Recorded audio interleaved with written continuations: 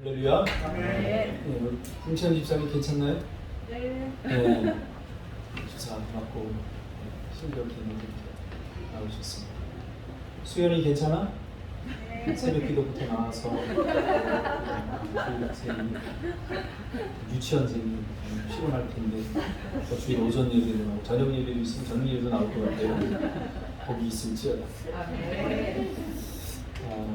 오늘 이 말씀 중심에서 그대 무엇에 굶주리고 목말라 있는가? 그대 무엇에 굶주리고 목말라 있는가? 라는 제목으로 하나님 말씀 전하겠습니다. 배고프면 먹어야죠. 목마르면 물을 마셔야 됩니다. 그렇지 않고 이 신호를 무시하면 사람은 죽습니다. 배고프다, 목마르다, 생존을 위해서 반드시 필요한 신호들입니다. 이 신호에 우리는 반응을 해야 살아갈 수 있습니다.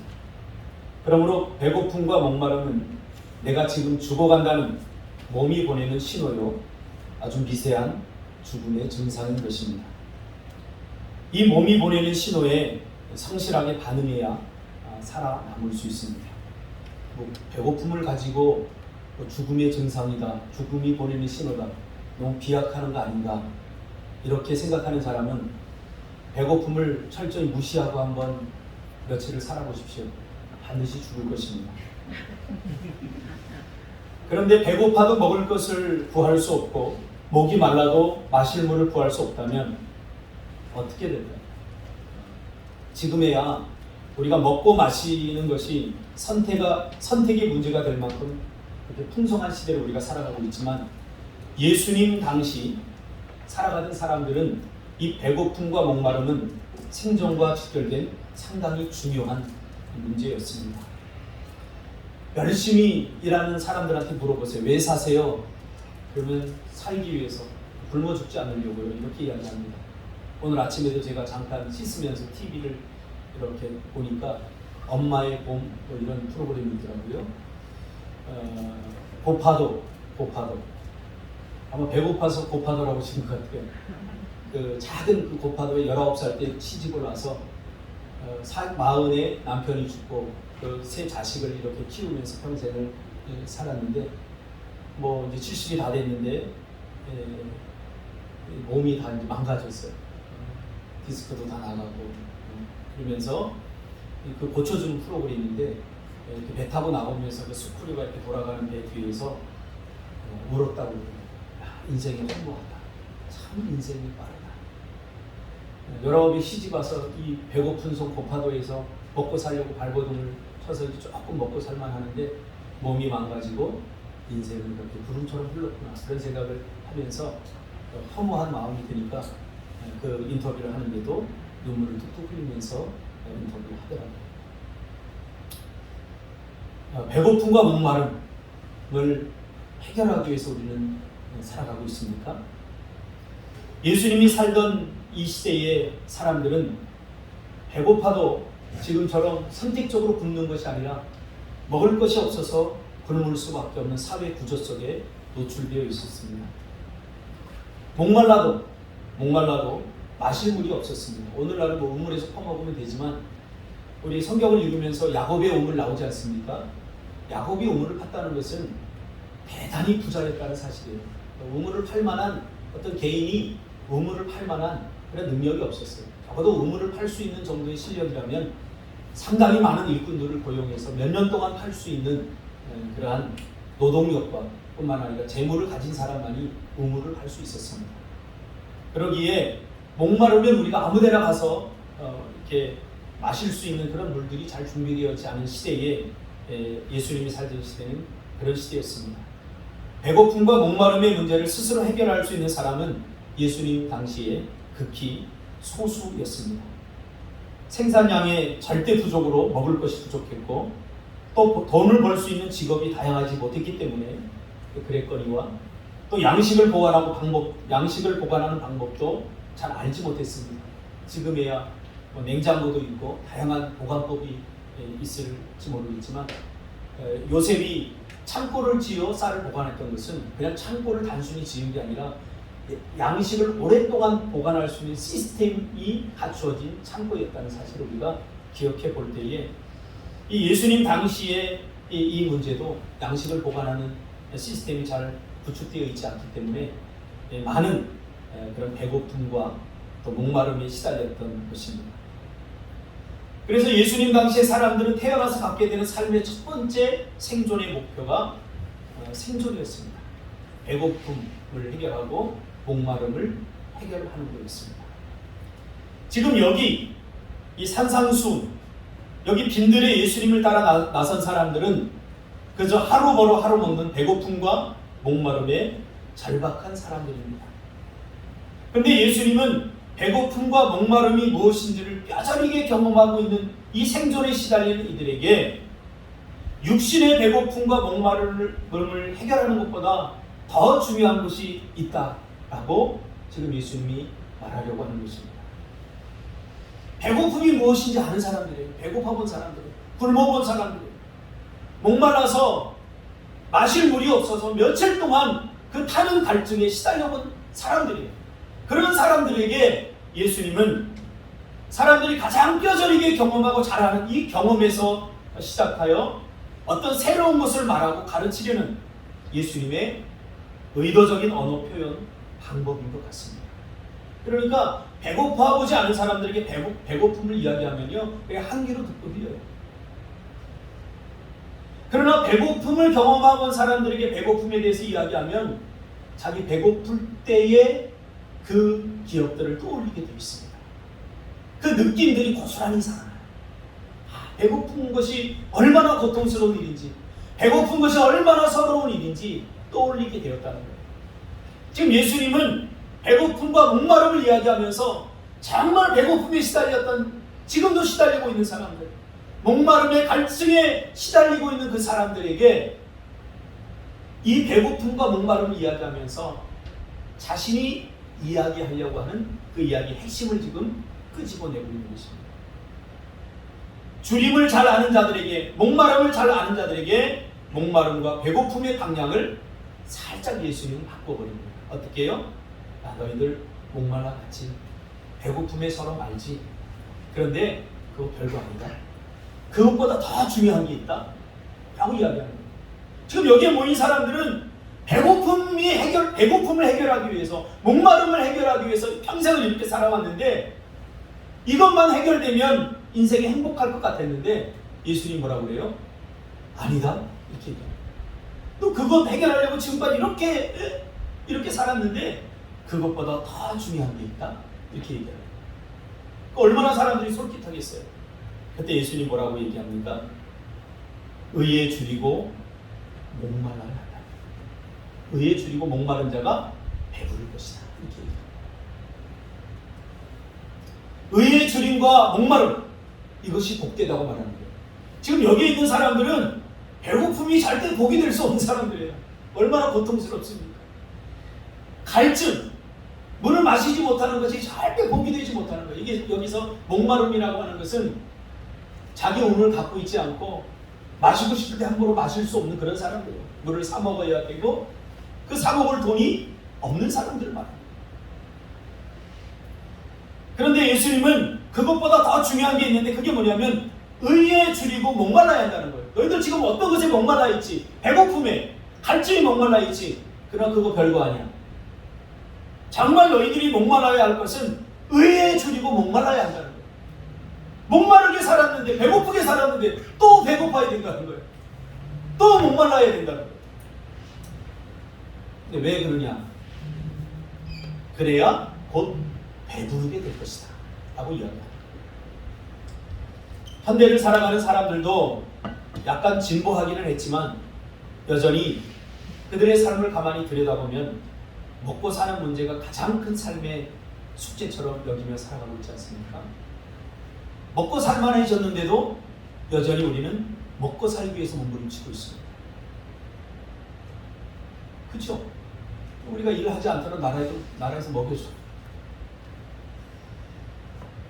사실은 먹고 살기 위해서 몸부림치는 게 아니라 창고에, 곳간에 더 많은 곡식을 쌓아두기 위해서 우리가 몸부림치는 거예요. 이만하면 먹고 살만합니다. 그런데도 자꾸 거기에 만족하지 못하고 더 큰 창고를 짓고 거기에 지금 뭔가를 자꾸 쌓아요. 왜 쌓아두려고 해요? 우리의 미래 때문이죠. 내가 더 이상 일하지 못할 때, 내가 더 이상 돈을 벌지 못할 때, 이 곳간에서 쌓아뒀던 곳간에서 빼서 우리 살아야 되잖아요. 뭐 그렇게 하겠다는데 이게 뭐 잘못된 일입니까? 잘못된 거 아니에요. 당연한 일이에요. 그런데 예수님은 이것보다 더 중요한 것이 있다라고 이야기를 지금 하려고 하는 거예요. 우리가 먹고 사는 것보다 또 창고를 지어 곳간에 우리의 미래를 위해서 곡식을 가득 쌓아두는 것보다 더 중요한 것이 있다라고 예수님은 이야기를 하고 있는 거죠. 예수님은 지금 조금 더 근원적인 문제를 다루려고 하는 것입니다. 제가 상담을 하면서 느낀 게 있습니다. 예전에 제가 상담을 처음 배울 때 강남 쪽에 있는 그 상담소에서 인턴을 했는데요. 참 잘 사는 사람들이에요. TV에서 자녀들에게 100만 원짜리 수표 용돈을 주는 7살, 8살 난 아이들한테 아빠 나 백화점에서 저 차 사고 싶어 그러면 수표 100만 원짜리를 주는 그런 곳에 상담소가 있었어요. 상주에서 제가 계속 있었던 건 아니지만 가끔 이제 일이 맡겨지면 가서 제가 이렇게 상담을 하면서 참 이 사람들 돈 많다. 참 우리가 상상할 수 없을 만큼 많은 돈을 가지고 있다. 그런데 그들이 결코 행복해 보이지 않았습니다. 그래서 우울증과 여러 가지 문제로 인하여서 고통당하는 것을 저는 현장에서 목격을 했습니다. 예수님은 지금 이 문제를 다루려고 하는 거예요. 우리는 먹고 살 것이 팍팍하니까 우리 인생의 목표가 먹고 사는 거예요. 돈 많이 버는 거예요. 그러다 인생 끝나는 거예요. 예수님이 이걸 이미 다 알고 있던 거예요. 이거 알고 있던 거예요. 이 여기 많이 모인 사람들이 빵과 떡과 그리고 마실 물에 관심이 있지만 그래서 그것을 위해서 일평생을 살지만 그것이 다 채워졌을 때 이게 아니었네? 이렇게 다 채워지면 행복할 줄 알았는데 가슴은 더 텅 비어버린 헛헛함. 그걸 전도서에는 나띵이라고 표현하죠. 헛되다. 아무것도 아니다. 그랬을 때 오는 이 허전함을 우리가 어떻게 감당할 수 있겠습니까? 내가 인생을 헛살았네? 저는 오늘 아침에 그 어머니의 봄날 거기에 나온 그 어머니 70된 그 어머니의 표정에서 그걸 읽었어요. 평생을 자식을 키우면서 그렇게 굴 따고 그 조개 캐고 손이 막 다 부서지고 몸이 다 망가져서 이 70이 돼 조금 먹고 살만한데 이제는 먹고 살만한데도 저 가슴이 텅 비어버린 거죠. 내가 이거 하려고 살았나 평생? 그거 감당할 수 없다는 사실이에요. 그래서 예수님은 지금 어쩌면 헛된 꿈, 헛된 비전에 자신의 인생을 낭비하려고 하는 이 사람들에게 야, 배고픈 거다. 그걸 해결하는 것보다 너의 이 갈증을 해결하는 것보다 너 육신적인 그 욕망들을 해결하는 것보다 더 중요한 것이 있는데 그게 뭐냐면 바로 의에 줄이고 목마르는 것이야. 의에 줄이고 목말라 하는 것이야. 라고 말합니다. 여러분의 눈에는 어떤 사람들이 불행해 보입니까? 지금 예수님의 눈에 비친 불행해 보이는 사람은 우리의 시각과 달랐습니다. 우리는 그저 못 살고 못 먹고 병원비가 없어서 치료받지 못하고 이런 사람들이 불쌍해 보이는데 예수님도 과연 그럴까요? 그렇지 않다는 거예요. 그래서 지금 이 이야기를 하는 거예요. 예수님의 눈에 비친 정말 불쌍한 사람들은 누구냐면 의에 줄이고 의의 줄임과 목마름이 없는 사람, 의의 줄임과 목마름이 없는 사람, 이 사람들이 불쌍하게 보이는 거예요. 예수님은 이 땅에 빵을 주러 오신 분이 아닙니다. 물을 주러 오신 분이 아닙니다. 우리의 경제적인 문제를 해결해 하기 위해서 오신 분이 아닙니다. 좀 더 근원적인 문제, 우리 사람에게 절대적으로 결핍되어 문제를 일으키는 의를 주기 위해서 오셨다는 사실입니다. 겉으로 보기에는 먹는 문제, 빵의 문제, 갈증의 문제, 마시지 못하는 문제가 우리 인생의 가장 큰 문제처럼 보이지만 적어도 예수님의 눈에 비친 우리 인생의 문제는 의의 주림이 없는 문제라는 사실. 의의 주림이 없다. 배고파서 배고픔은 가지고 있는데 의의 배고픔은 없다. 의야. 목말라 물을 마시지 못해서 갈증이 일어나서 참 안타까운 마음으로 살아가는데 그러나 의의 주림과 의의 갈증은 없다. 라고 예수님이 결론을 내린 거죠. 그러면 예수님이 해결해 주고 싶은 의의 주림, 의의 목마름은 도대체 뭘까요? 의. 예수님이 말한 이 의는 도대체 뭘까요? 예수님이 우리에게 주고 싶은 좀 더 근원적인 행복에 다가갈 수 있는 의는 무엇일까요?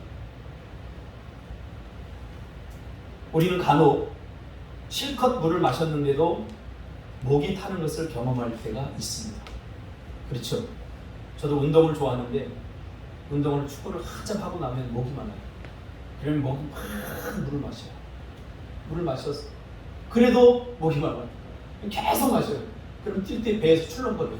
출렁출렁 하는데 그래도 또 물을 마시고 싶어요.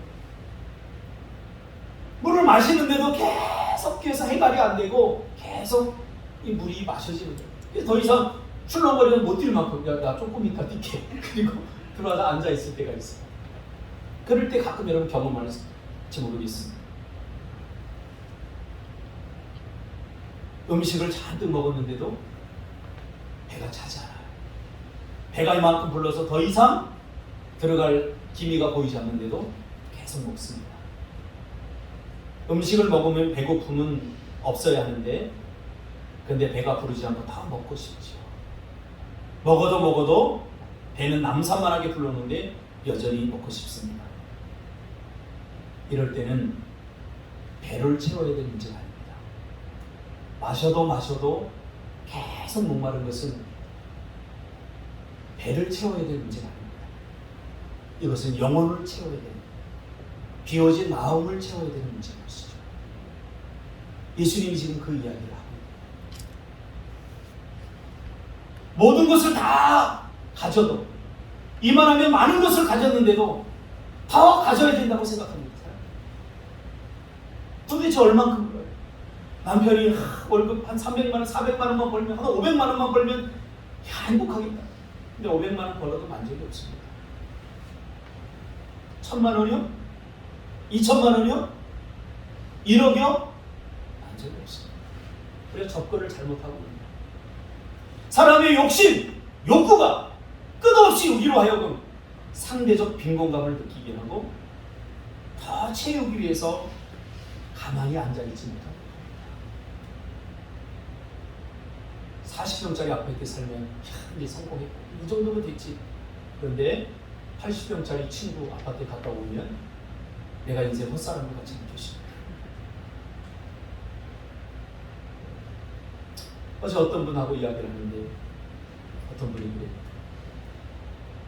우리 엄마 때문에 죽겠다는 90대 어머니가 참 힘들고 어렵게 살아서 정말 뭘 하나 있으면 시장에 갖다 내다 팔려고 하는 그 자식들을 키워야 되니까 그게 배워서 지금 90에 대해서 움직이지도 못하는데 집에다 호박을 잔뜩 심어놔가지고 이거 버릴 수도 없고 그래서 호박을 잔뜩 갖다 놨어. 이 집에 예배 끝나고 하나씩 가져가시기를 주님의 이름으로 축복합니다.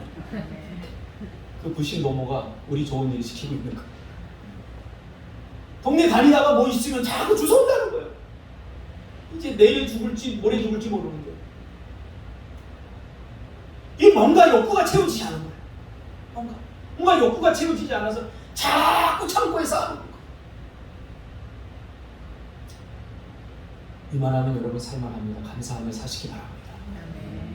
감사하며 사시기 바랍니다. 이런 일들은 우리의 삶에 수도 없이 일어나고 있습니다.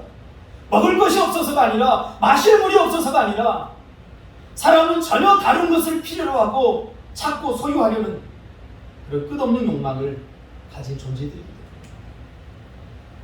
정말 채워야 할 것을 채우지 못하고 마음이 비니까 뭔가를 자꾸 채워야 될 것 같아서 뭔가 채우는데 이것들로 채우지 않아요.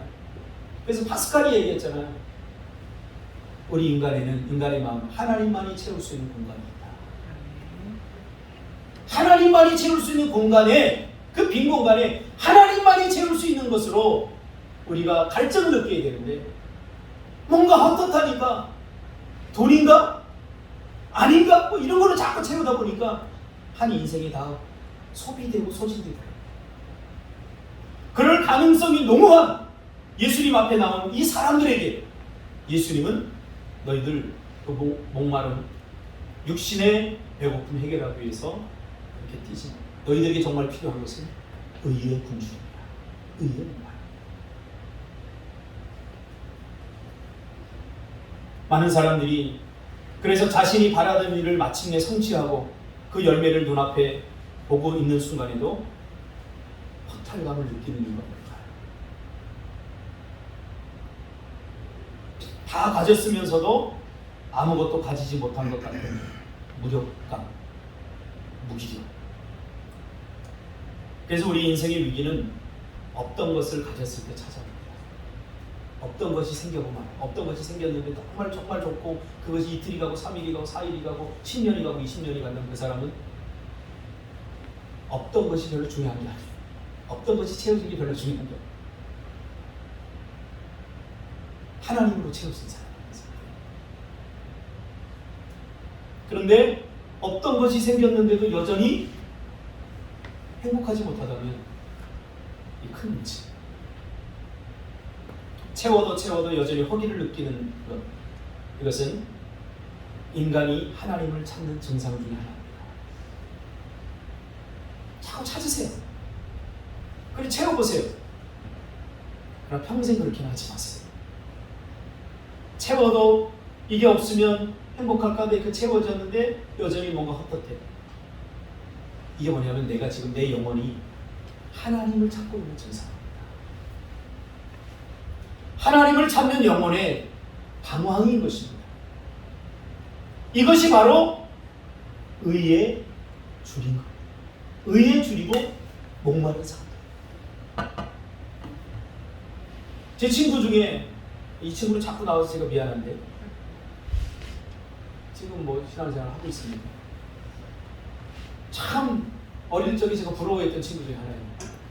저는 아버지 없이 참 가난하게 살았는데 이 친구는 아버지가 농협장이었고 부족할 것이 없이 살았어요. 아빠가 얘기하면 다 채워줘요. 얼마나 부럽든지. 우리는 대학 가서 타고 다닐 차가 없어서 티코에 5명, 6명씩 타고서 카풀 하는데 지갑에 이만큼 100만 원짜리 숨겨놓고 스키장 다니고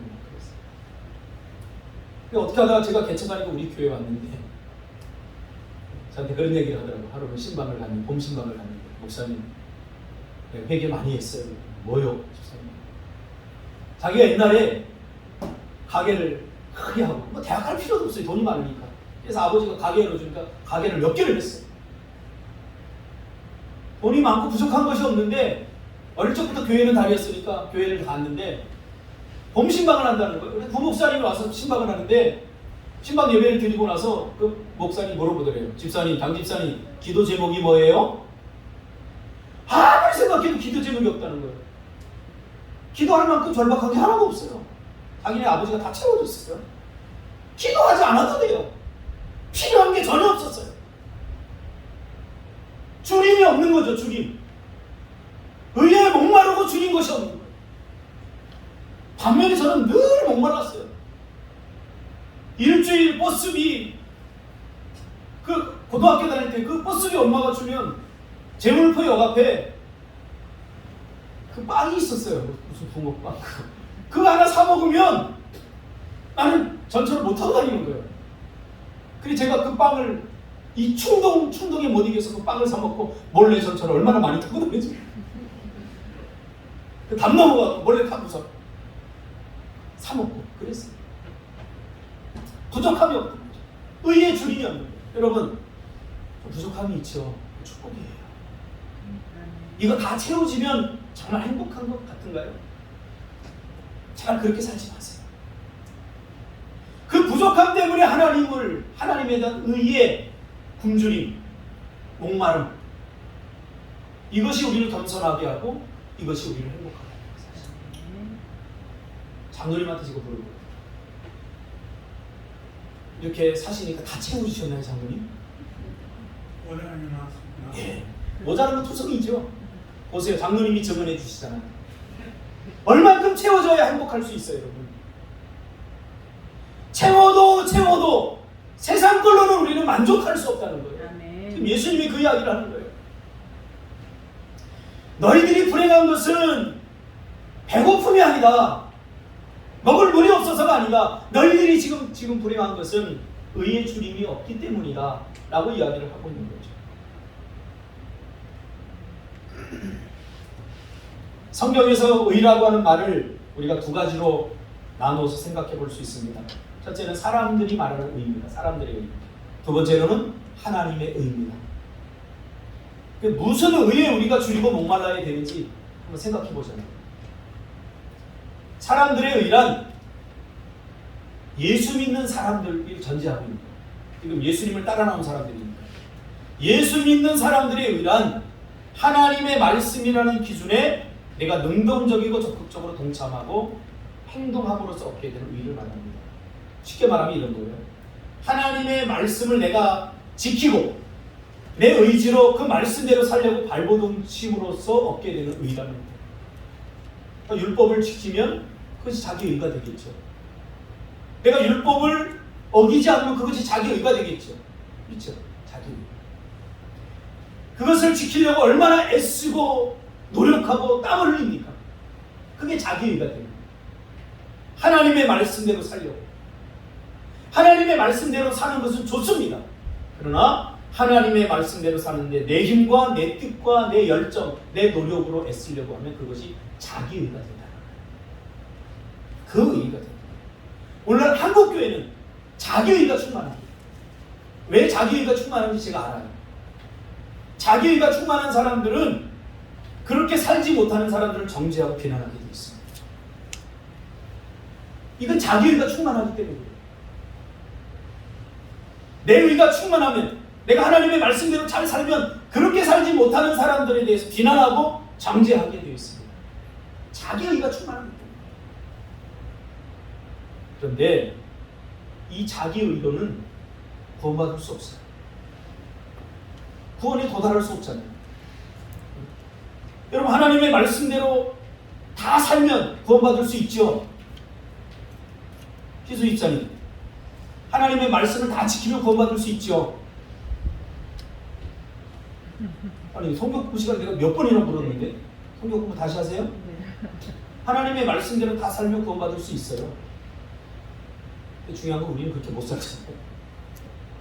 근데 우리는 지금 자기 의로다가 구원을 이루려고 해요. 그러니까 자기 의는 결국 뭐가 돼요? 자랑거리가 됩니다. 자랑거리는 뭐예요? 다른 사람 기죽이는 거예요. 너 왜 이렇게 못해? 너 왜 새벽기도 안 나와? 너 왜 이런 거 못해? 다 자기 의예요. 그냥 혼자만 하세요 할 수 있으면 자꾸 비교하면서 다른 사람 못하는 거 자꾸 정죄하고 비난하지 마세요. 제가 보니까 구원받고 나니까 그렇게 하지 못하는 사람에 대해 정죄하고 비난하는 마음보다는 안쓰러운 마음이 들더라고요. 자유함을 누리지 못하는 보고만 해서. 그래 더 잘해주고 싶더라고요. 이게 자기의예요. 자기 열심으로 만들어낸 의. 내가 하나님의 말씀을 이렇게 잘 지키고 잘 지켜서 이루어낸 의가 되는 거죠. 두 번째는 하나님의 의입니다. 오늘 설교 상당히 좀 어렵습니다. 제가 지금까지 설교 준비하면서 보통 좀 쉽게 설교를 준비하는데 이 의, 하나님의 의에 대해서 다룰 분량이 되게 많아요. 신학교에서도 한 1년 이상을 다뤄야 되는 부분인데 이거를 요약해서 여러분에게 말씀을 전하려고 하는 게 상당히 힘든데 잘 귀담아 들으세요. 그러면 정말 은혜가 됩니다. 두 번째는 하나님의 의입니다. 자, 하나님의 의라고 말할 이때도 기준이 있겠죠. 아까 자기 의는 누구예요? 자기 해석. 하나님의 말씀을 자기가 지킬 수 있는 수준이 되는 거예요. 자기 의. 그런데 하나님의 의도 기준이 있어요. 이때 하나님의 의의 기준은 뭐냐면 하나님 자신입니다. 하나님 자신. 하나님의 인격, 하나님의 성품이 기준입니다. 하나님의 의. 이렇게 말하니까 조금 어렵죠? 예를 들게요. 이런 거예요. 하나님께서 죄인과 악인을 심판하시겠다고 선언하셨으면 악인을 멸망시키는 것이 하나님의 의입니다. 하나님은 죄를 용납하지 않죠. 하나님의 성품 자체가 죄를 용납하지 않죠. 그래서 죄인과 악인을 심판하겠다라고 선언을 했다면 악인을 멸망시키는 것이 하나님의 의가 됩니다. 반면에 하나님의 백성들을 구원하기로 약속했다면 그 하나님의 백성들을 구원하는 것이 하나님의 의가 됩니다. 왜 그렇게 해요? 우린 몰라요. 그러나 그것이 하나님의 성품이고 하나님의 인격이에요. 그러니까 의의 기준은 하나님의 성품과 하나님의 인격이 되는 것입니다. 이 하나님의 의에 대해서 사람이 개입할 수 있는 여지는 요만큼도 없습니다. 오직 하나님만이 하십니다. 이 하나님의 의에 대해서 사람이 할 수 있는 것은 아무것도 없습니다. 하나님의 의를 얻기 위해서 인간의 의는 어때요? 하나님의 말씀을 지키면 되는 거예요. 내가 노력하고 힘쓰고 애써서 지키면 자기 의가 생기는 거예요. 근데 하나님의 의는 내가 어떻게 개입하고 노력하고 애써서 주어지는 게 아니에요. 하나님이 일방적으로 은혜로 주어지지 않는 한 이것은 불가능합니다. 하나님의 의란 하나님이 하시는 일을 수식하는 단어입니다. 하나님의 의다. 하나님이 무슨 일을 하시느냐 이것을 알 수 있는 단어랍니다. 그렇기 때문에 우리는 하나님이 하시는 일에 대해서 내 노력, 내 열심 이거 내려놔야 돼요. 그리고 하나님의 의에 대해서 우리는 다만 열망하고 기대하고 기다리는 겁니다. 어제 어떤 분이 그런 얘기를 하더라고요. 자기 아내가 이 코로나19 때문에 하나님께 시험 들어서 교회 나오는 것을 포기했다. 이제 뭔가 잘 준비하고 뭔가 먹고 살만한 걸 다 준비해놓고 조금 일도 잘 되어가고 있던 차에 코로나가 탁 터져서 제주도에 관광객 발길이 다 끊기고 숙박을 하지 못하게 되니까 졸지에 삶이 힘들어지죠. 이런 하나님이 어디 있어? 왜 하나님 코로나 이것도 못 막아? 제가 생각하기에는 의의가 자기 의가 강해서 우리는 하나님이 하시는 일을 조작하거나 우리 마음대로 하나님을 어떻게 이렇게 해라 저렇게 할 수 없어요. 왜? 하나님은 의로운 분이시기 때문에 우리는 다만 열망하고 기다리는 분입니다. 하나님 안타깝죠. 이 코로나 때문에 얼마나 많은 사람들이 피해를 보고 죽어나가고 있습니까? 얼마나 많은 교회들이 제 친구 목사님 교회들도 뭐 거의 와해 직전이에요. 코로나 때문에. 얼마나 하나님이 원망스럽겠습니까? 그러니까 이 모든 일의 책임이 하나님에게 있다라고 생각하는 거죠. 자기 의가 강한 거죠. 이럴 때 우리는 어떻게 됩니까? 하나님의 의를 여전히 포기하지 않고 기다리고 소망합니다. 전 다윗을 보면서 이 설교를 준비하면서 다윗을 보면서 굉장히 많은 은혜를 받았어요. 다윗이 굉장히 용맹한 사람이에요. 자기 의가 충만한 사람이에요. 골리앗이 앞에 나와서 막 깝죽대니까 싸움 상대도 안 되는 주제에 나가가지고 자기가 골리앗을 하나님을 욕하는 저놈은 내가 가만둘 수 없다고 나가서 싸우려고 했던 아주 열정적인 사람이에요. 그런데요, 시편을 읽어보세요. 시편을 읽어보면 굉장히 답답해요. 여러분 시편 절대 잊지 마세요. 다윗의 시편 절대 잊지 마세요. 제가 미리 이야기해 줄게요. 다윗의 시편은 주로 이런 내용이에요. 내가 바라고 기다리고 기다립니다. 지금 자기가 죽게 생겼는데 이 열정 가득한 다윗이 주로 노년에 쓴 시편들은 다 이런 내용이에요. 내가 눈물이 짙도록 하나님 앞에 울면서 기다립니다. 도와주세요. 이 열정 가득했던 사람. 참 답답해요. 시편 절대 잊지 마세요. 저는 여기서 이렇게 하고 있어요. 이것이 다윗이 왕이에요. 못할 일이 없어요. 모든 것 다 할 수 있어요. 그럼에도 다윗은 자기 의가 아니라 하나님의 의를 구했던 거예요. 자기의 자기 열심의 한계를 분명히 알았기 때문이죠. 그래서 다윗 보니까 눈물병도 있었더라고요.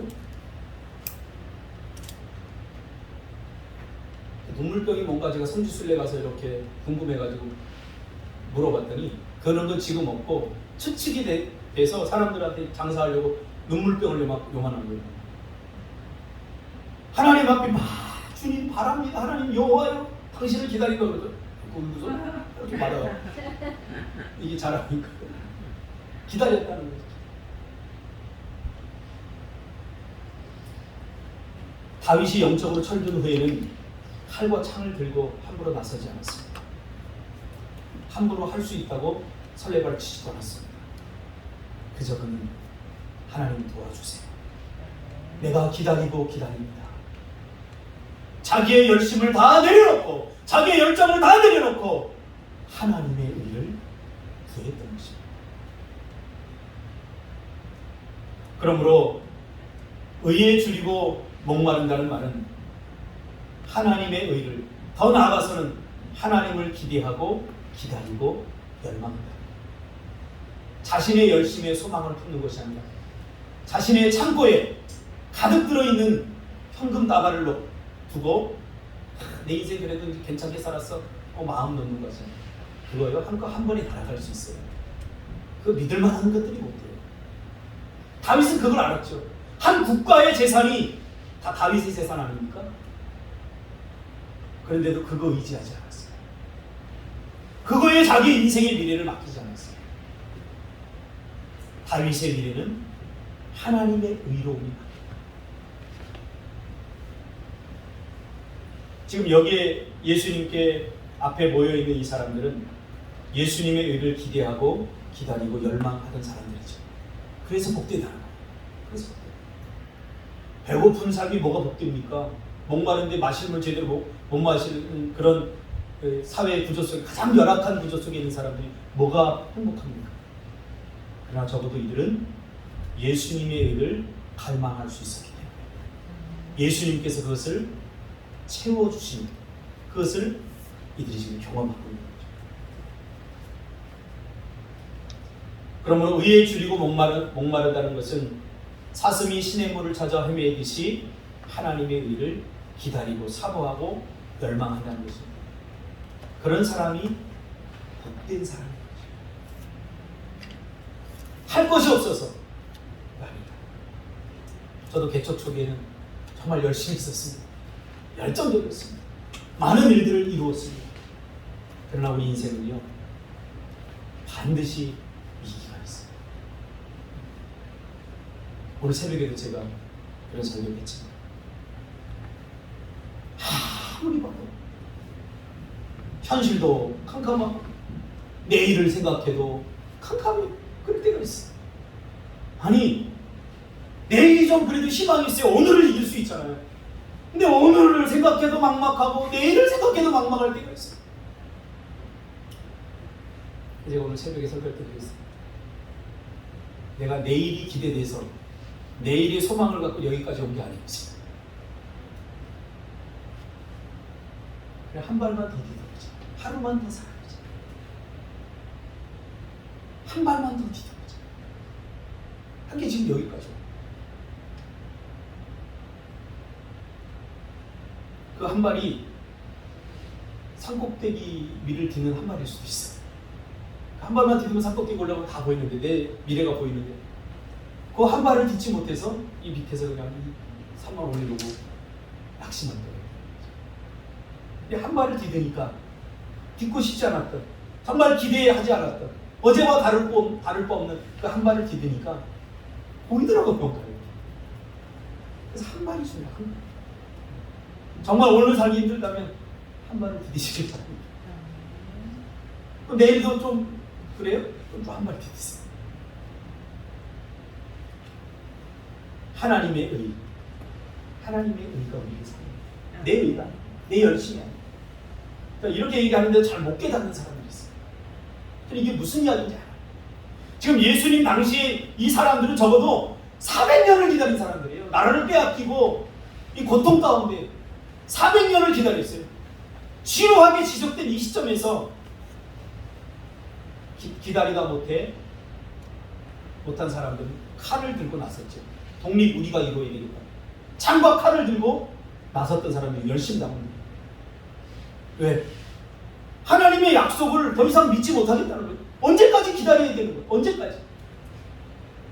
그래서 자기 의를 들고 나선 거죠. 오늘도 새벽 속에 그 내용입니다. 하나님께서 예레미야에게 히드기야 왕을 찾아가서 이야기하는 뭐라고 얘기했냐면, 야, 바벨론이 너희 나라를 쳐들어올 건데 항복해. 싸우지 마. 바벨론 애들하고 친하게 지내. 이거 전하라는 거예요. 여러분 이럴 수 있습니까? 하나님의 나라가 지금 유다가 망하는 찰나에 바벨론이 이방 나라가 쳐들어오는데 어떻게 됩니까? 이 폭탄이라도 두르고 가서 자폭이라도 해야 되잖아요. 근데 하나님 뭐라고 그러냐면 예레미야한테 왕을 설득해서 바벨론이 쳐들어오거든 항복 잘못했습니다 하고 걔네들하고 친하게 지내라는 거예요. 자기 의가 강하면 인생 망합니다. 인생 불행해집니다. 그러면서 하나님께서 뭐라고 그러냐면 일단 두 손 들고 잘못했습니다. 망해. 그러면 한 발을 더 디디면 내가 다시 회복시켜줄게. 그러니까 우리는 너무 현실적이고 잃을 것에 대한 두려움이 많아요. 하나님이 이거 이렇게 하잖아요. 하나님 더 좋은 거 주셔요. 여기에 집착하지 마세요. 여기에 집착하다 보면 이걸 주신 분을 잃어버려요. 많이 봤어요. 하나님 돈 좀 주세요. 돈 줬더니 돈을 주신 하나님을 까마득하게 잊어버리고 이 돈에 취해 살아요. 그럴 자격이 없으면 우리가 돈을 구하면 안 돼요. 하나님이 주신 것 때문에 하나님을 잃어버리는데 어떻게 하나님이 주시겠어요?